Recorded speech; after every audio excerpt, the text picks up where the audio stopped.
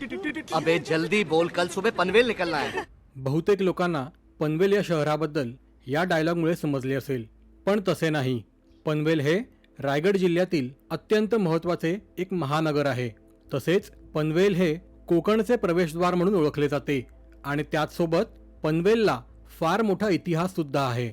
ऐतिहासिक काळापासून असलेले आपले पनवेल शहर आता फार मोठ्या बदलातून जात आहे.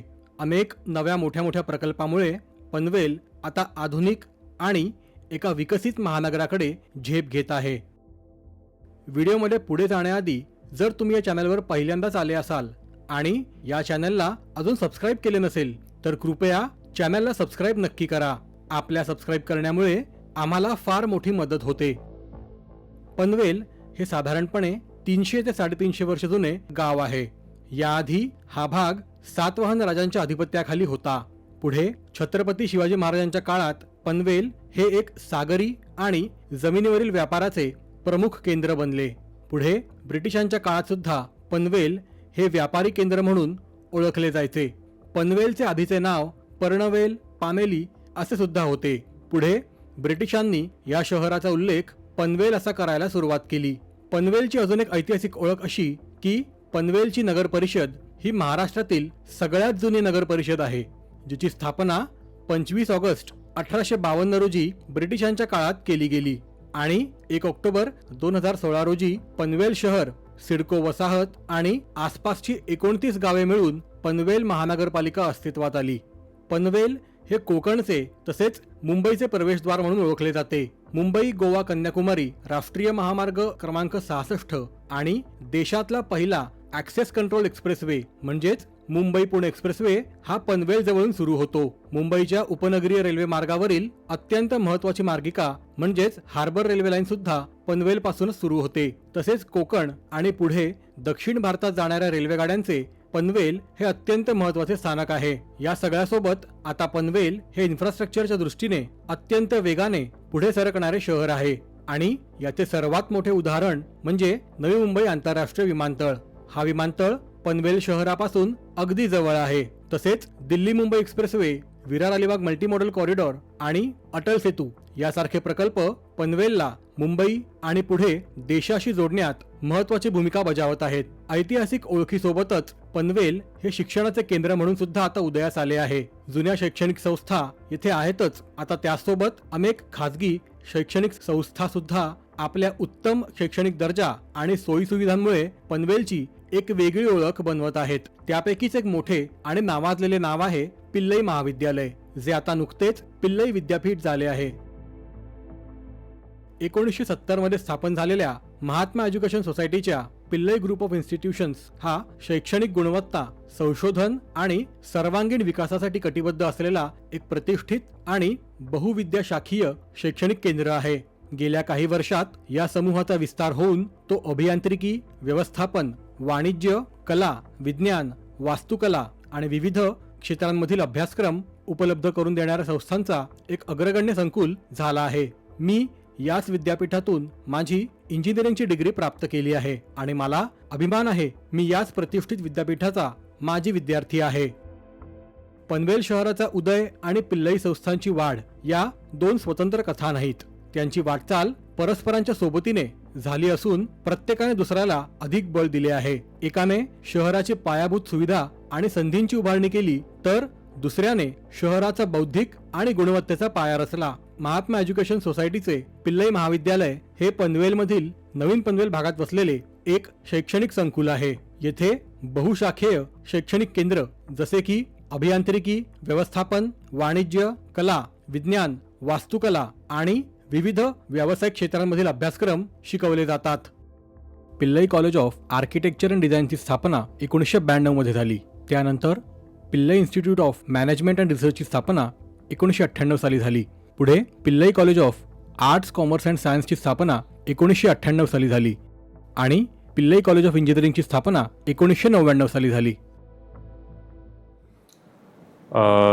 So we've been in New Panvel in Navi Mumbai since 1986, and we established first Pillai College of Architecture in 1992. At that time, Navi Mumbai was just coming up, and they needed new architects and planners to set up, to be educated in Navi Mumbai itself. So Pillai College of Architecture was founded back then with that theme, to support the local community and to develop new talent in architecture as this new city grows. So now we are down the road about 30 years. We have grown into and have now engineering colleges, management, architecture, and we have converted ourselves into a university. So we have developed from a very small school now to a full-fledged university, and we've done it all in Navi Mumbai. And that is what we will plan to take it to the future. What we want to do in the future is that we also want to develop more courses that will serve the community of New Bombay, help its growth in this infrastructure development, in the development of various types of options for transportation and economic growth around the city. So we hope we've already been part of the story of New Bombay and the development of New Bombay since the very beginning, and hope we will continue to do that going forward. Maharashtra सरकार मुंबई आणि नवी मुंबईला पर्याय म्हणून एक नवीन smart शहराची निर्मिती करत आहे, ज्याला तिसरी मुंबई किंवा मुंबई 3.0 म्हणून ओळखले जाते. पनवेल, उल्वे, पेण, कर्जत आणि उरण या सर्व शहरांना मिळून एका नव्या शहराची म्हणजेच तिसऱ्या मुंबईची निर्मिती करण्याचे महत्त्वाचे नियोजन आहे. आणि त्याच तिसऱ्या मुंबईच्या केंद्रस्थानी महात्मा एज्युकेशन सोसायटी एक विस्तीर्ण शैक्षणिक संकुल उभारत आहे. आणि या शैक्षणिक संकुलाबद्दल आणखी माहिती देत आहेत महात्मा एज्युकेशन सोसायटीचे मुख्य कार्यकारी अधिकारी आणि vice chancellor doctor Priyam Pillai sir.